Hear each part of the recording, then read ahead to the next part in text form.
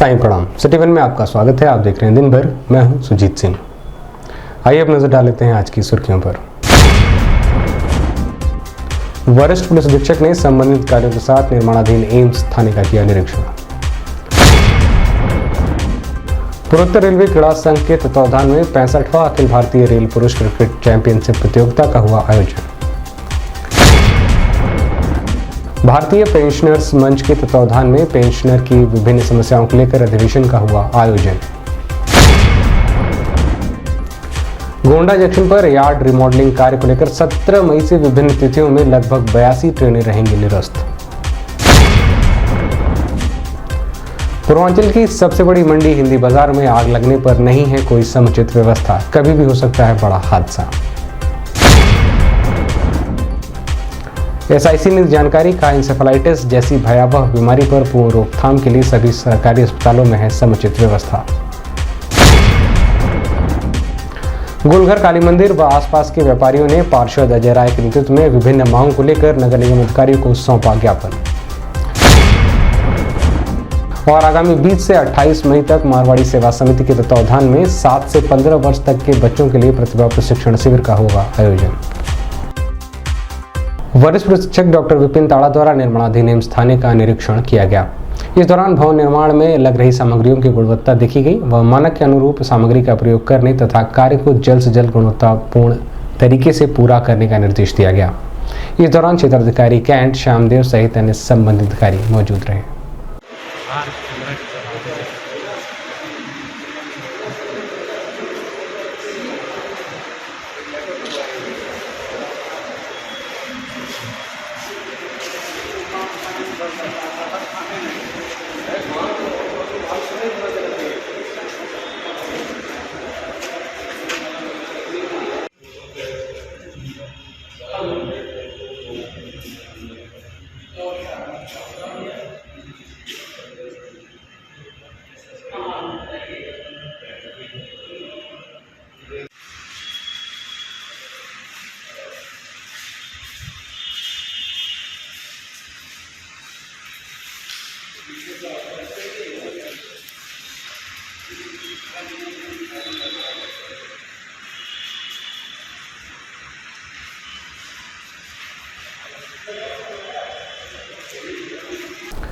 पूर्वोत्तर रेलवे क्रीड़ा संघ के तत्वावधान में 65वां अखिल भारतीय रेल पुरुष क्रिकेट चैंपियनशिप का मुकाबला रेलवे क्रिकेट ग्राउंड व सेंट एंड्रयूज डिग्री कॉलेज के मैदान पर खेला गया, जिसमें रेलवे क्रिकेट ग्राउंड पर एनी रेलवे व सेंट्रल रेलवे के बीच रोमांचक मुकाबला एनी रेलवे ने आखिरी गेंद पर जीत लिया।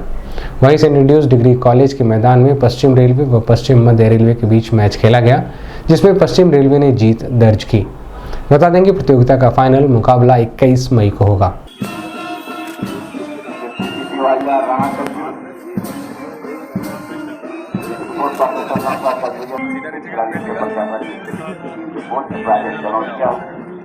और सारे हमारे पूर्वोत्तर रेलवे के पूर्णमान खिलाड़ी इन टीमों ने बहुत ही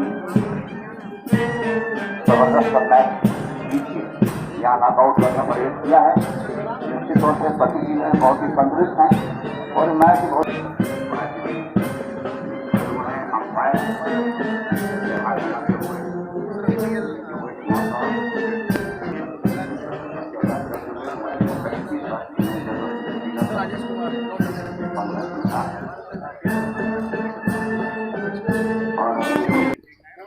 सर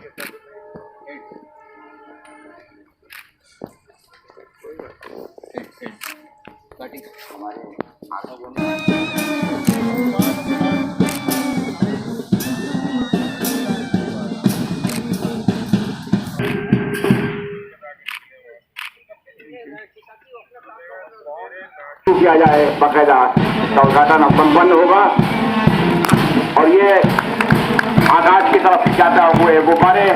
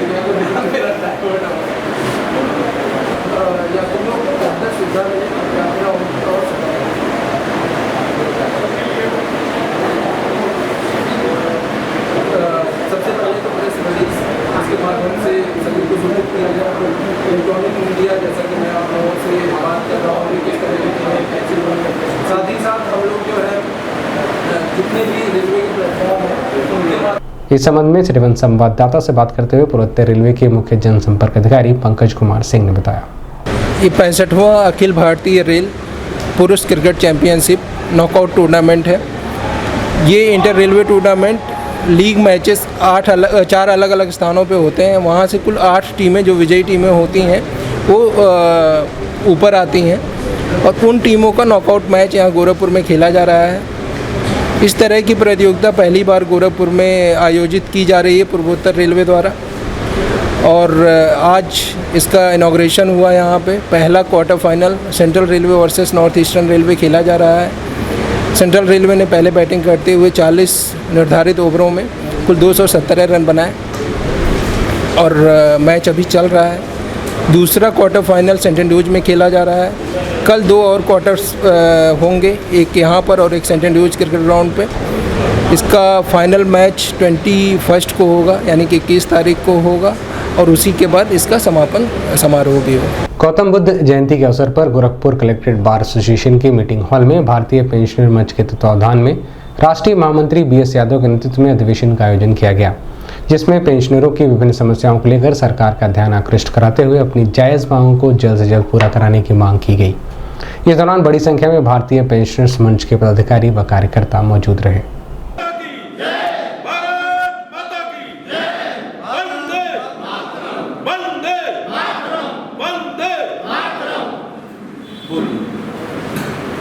परम आदरणीय अध्यक्ष महोदय, मंच श्रीमान बिंदु प्रकाश श्रीवास्तव जी,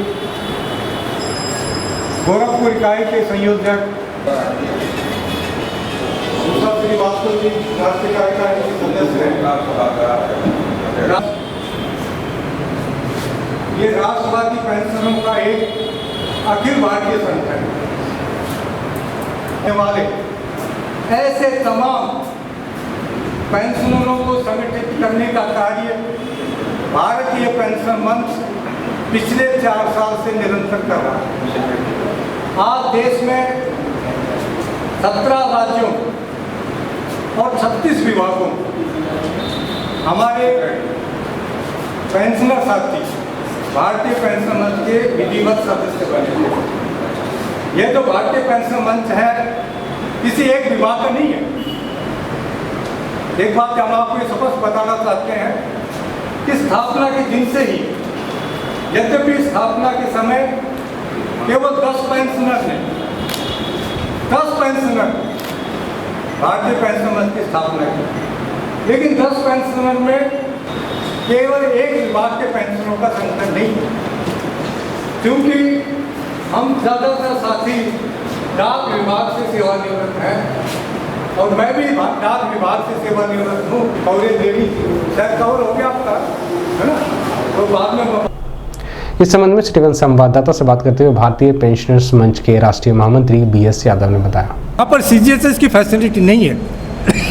ऐसे सभी पेंशनर को 10,000 रुपये मेडिकल अलाउंस हर महीने दिया जाए, ये हमारी दूसरी मांग। वर्तमान समय में भारत सरकार ने वरिष्ठ नागरिकों का रेलवे के अंदर जो कंसेशन था वो बंद कर दिया है। जो महिलाएं 60 साल की हैं, जो पुरुष 60 साल के हैं, महिलाओं को 60% छूट होती थी किराए के अंदर, पुरुषों को 40% छूट होती थी और वो छूट सरकार ने बंद की। हमने रेलवे मंत्री को 3 बार पत्र लिखे हैं और ये कहा है कि ये जो आपने आदेश किए हैं ये वापस लिए जाए। हमारी जो एक महत्वपूर्ण मांग है, भारत सरकार ने, वर्तमान भारत सरकार 18 महीने का पेंशनर का, केंद्रीय कर्मचारियों का DA और DR फ्रीज कर दिया है। भारतीय पेंशन मंच का कहना है कि जो DA और DR जो फ्रीज किया है इसको बहाल किया जाए और इसके लिए माननीय प्रधानमंत्री जी को 8 बार हमने पत्र लिखे हैं। तो इन सब मुद्दों को लेकर भारतीय पेंशन मंच निरंतर प्रयास कर रहा है और आने वाले समय में सितंबर में महाराष्ट्र के शिरडी शहर में हमारी अखिल भारतीय बैठक है हम उसमें चर्चा करेंगे। गोंडा जंक्शन पर यार्ड रिमॉडलिंग कार्य को लेकर 17 मई से विभिन्न तिथियों में ट्रेनों का संचालन प्रभावित रहेगा। गोरखपुर की 82 ट्रेनें निरस्त रहेंगी, जबकि 8 ट्रेनों को रास्ता बदलकर चलाया जाएगा। यात्रियों को बेहतर सुविधा देने और यात्रा को और बेहतर बनाने के उद्देश्य से यह कार्य किया जा रहा है। इस संबंध में मीडिया कर्मियों से बात करते हुए पूर्वोत्तर रेलवे के मुख्य जनसंपर्क अधिकारी पंकज कुमार सिंह ने बताया। गोंडा रेलवे स्टेशन पूर्वोत्तर रेलवे का एक बड़ा यार्ड है और वहाँ से 4 अलग अलग दिशाओं में लाइनें गई हुई हैं। जैसे गोरखपुर से लखनऊ जाने के लिए मेन लाइन है के बीच में पड़ता है गोंडा। साथ ही साथ जो गोरखपुर से लूप लाइन जाती है वो भी गोंडा होकर जाती है और गोंडा से बहराइच एक लाइन जाती है। इन सभी लाइनों का कनेक्शन सारे प्लेटफॉर्म्स के साथ हो सके और यात्रा सुगम हो सके, इसके लिए इस कार्य की प्लानिंग काफ़ी समय से चल रही थी। कई जो कार्य पहले से करने होते हैं वो किए जा चुके हैं। एनआई के दौरान इंटरलॉकिंग की जाती है सिग्नल्स की और वो बेहद ही आवश्यक है। ये काम होने से यात्रियों की यात्रा आने वाले समय में और सुगम होगी और आसानी से वो यात्रा कर सकेंगे। जो कैपेसिटी का एक कंस्ट्रेंट था गोंडा बुढ़वल में स्पेशली, जिसके लिए 3rd रनिंग लाइन का कार्य सैंक्शन भी हुआ है और कार्य चल भी रहा है, प्रोग्रेस पर है। उस कार्य के दौरान भी जब उसको गोंडा से जोड़ेंगे तो उस समय भी इसको सहूलियत मिलेगी कार्य करने में। साथ ही साथ ये बताना चाहूँगा ये कुछ दिन की परेशानी है, इसके बाद यात्रियों को और बेहतर यात्रा सुविधा मिलेगी। लगातार हम लोग स्पेशल ट्रेनें ये ग्रीष्मकालीन अवकाश को देखते हुए चला रहे हैं और आने वाले समय में और भी ट्रेनें चलाएंगे। जहां भी टेम्परेरी कोचेस लगाए गए हैं उसको परमानेंटली ऑगमेंट किया जाएगा।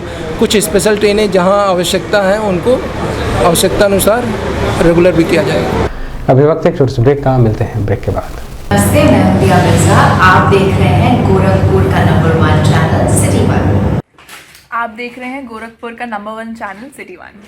हाय, मैं हूं ईशान और आप देख रहे हैं गोरखपुर का नंबर 1 चैनल सिटी 1। आप देख रहे हैं गोरखपुर का नंबर 1 चैनल सिटी 1। मैं हूं दिव्या दत्त। हेलो गाइस, मैं दिलजीत दोसांझ। आप देख रहे हैं सिटी 1 गोरखपुर का नंबर 1 चैनल। हेलो एवरीबॉडी, मैं हूं कृष्णा अभिषेक और आप देख रहे हैं गोरखपुर का number 1 channel city 1। Hi Manmeet, I am Hameed with Hameed bros और आप देख रहे हैं गोरखपुर का number 1 channel city 1 channel. Break के बाद आपका स्वागत है। आइए देखते हैं दिन भर।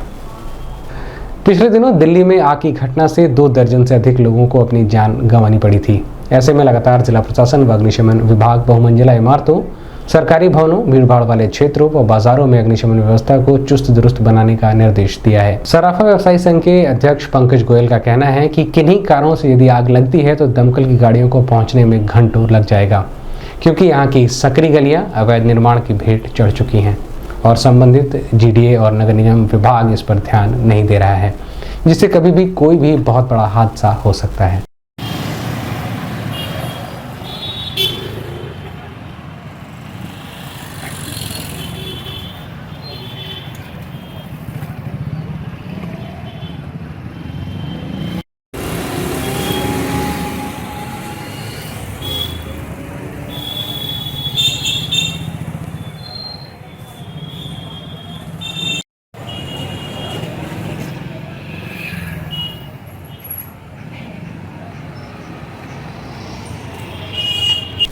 इस संबंध में मीडियाकर्मियों से बात करते हुए सर्राफा व्यवसायी संघ के अध्यक्ष पंकज गोयल ने बताया। देखिए, खतरा तो बहुत बड़ा है और जहाँ तक की बात करें कि मुख्यमंत्री की शहर की बात है तो मुख्यमंत्री तो निरंतर अगर देखा जाए तो शहर के विकास के लिए कैसे सुंदर कार्य हो, कितना पैसे की आवश्यकता हो, वो सब कर रहे हैं। लेकिन इसको देखना है तो अधिकारियों को। जीडीए हमारे को इतनी लापरवाह है कि जिसकी कोई सीमा नहीं है। कायदे से तो मैं आपके चैनल के माध्यम से ये मांग करूँगा कि जीडीए और नगर निगम ऐसे तंग गलियों और सड़कों को देखे। जीडीए तो आजकल तमाम कॉम्प्लेक्सों को पास कर रही है, या पास नहीं भी कर रही है तो कुछ ऐसे दलाल हैं जो जीडीए से मिलकर तमाम कॉम्प्लेक्स बना दे रहे हैं। ना वहाँ पार्किंग है, ना वहाँ रोड बाइंडिंग छोड़ी गई है और ना ही फायर से संबंधित कोई उपकरण ही मौजूद है। और जहाँ तक हम लोगों की बाज़ार की बात है, ये सबसे पुरानी बाज़ार है और कारीगर जितने भी हैं सबके को वहाँ ऐसे मतलब सिलेंडरों की व्यवस्था तो है ही है, चूँकि कारीगरी का काम है तो सिलेंडर होगा ही, लेकिन अग्निशमन से संबंधित कोई ऐसी व्यवस्था नहीं है। अगर छोटी मोटी कोई रिफिलिंग रखा भी है अग्निशमन से बचने के लिए तो वो पर्याप्त नहीं है। हम जरूर आपके चैनल के माध्यम से ये मांग करते हैं कि सरकार को चाहिए कि इस पर गंभीरता से ले और जैसा कि हम देखें माया टाकीज के पास एक अग्निशमन की व्यवस्था बनाई गई है, पानी बोर करके और एक बड़ा पाइपलाइन हाउस बना दिया गया है।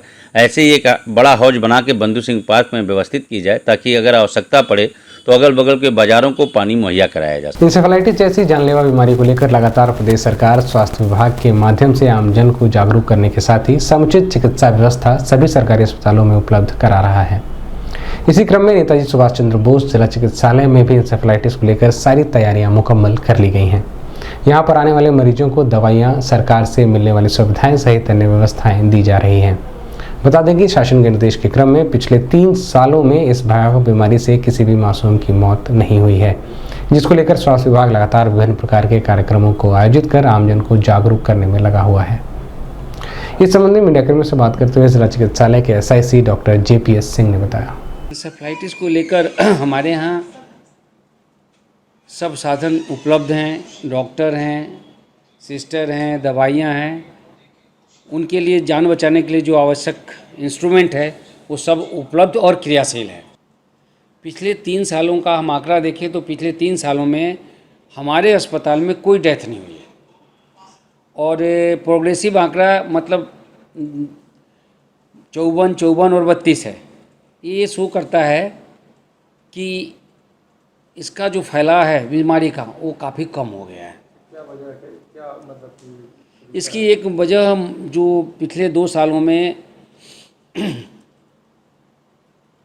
जो नई बीमारी फैली और उसकी वजह से कोविड की वजह से जो अवेयरनेस फैलाया गया, विशेष रूप से सफाई के संबंध में, हाथ धोने का है प्रोसेस, साफ पानी पीने का, अगल बगल की गंदगी दूर रखने का, और दूसरा क्या हुआ कोविड की वजह से लोगों का जो आपस में आना जाना दूर ये भी कम हुआ।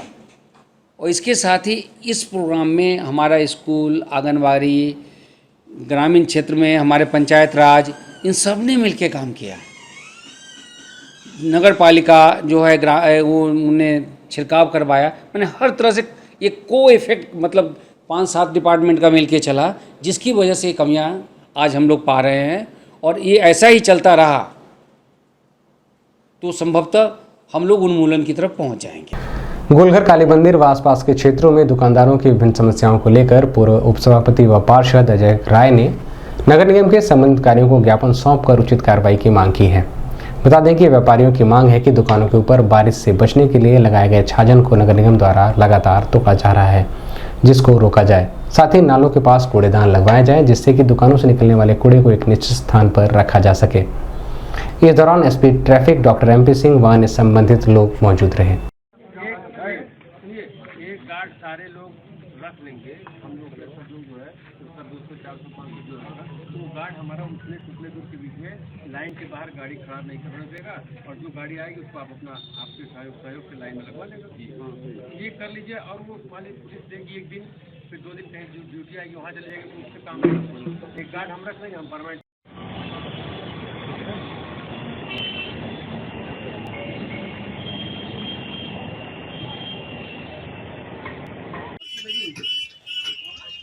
एक पट्टी किसी है?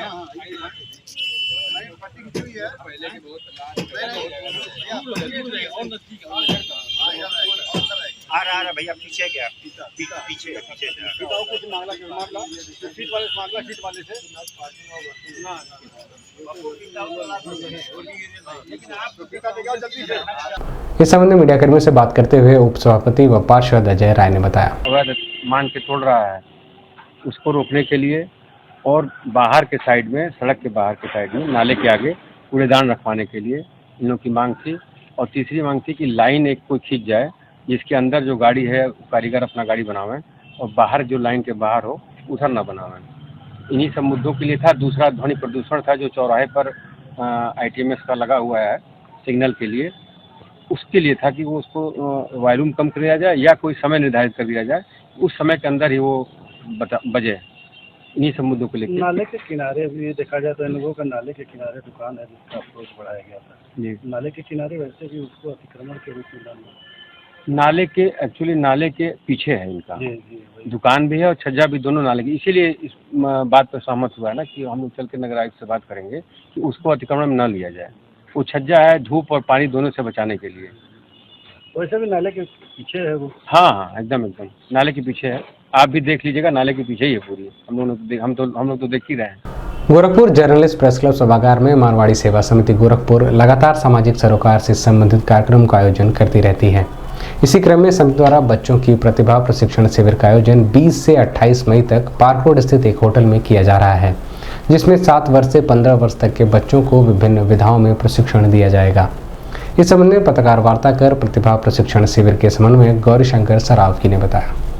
हम लोग बच्चों के लिए प्रतिभा प्रशिक्षण शिविर का आयोजन 20 मई से 28 मई 2022 तक hotel Clarks park road Gorakhpur में कर रहे हैं, जिसमें 7 वर्ष से 15 वर्ष तक के बच्चों को विभिन्न विधाओं में प्रशिक्षण दिया जाएगा, जैसे martial art, art and craft, dance, personality development. इसके अलावा अब समाज में तमाम तरीके की महिलाएं हैं जो घर से कुछ उद्यम करती हैं, जैसे कुछ लोग बुटीक चलाते हैं, कुछ और कारोबार करते हैं, तो उन लोगों को का भी एक इस प्रशिक्षण दिया जाएगा कि व्यापार किस तरीके से कर सकते हैं और वो अपने व्यापार को बढ़ाने के लिए सोशल मीडिया का कैसे प्रयोग कर सकते हैं, इसका भी उनको विशेष प्रशिक्षण दिया जाएगा।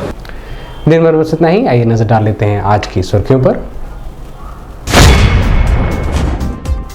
वरिष्ठ पुलिस अधीक्षक ने संबंधित कार्यों के साथ निर्माणाधीन एम्स थाने का किया निरीक्षण।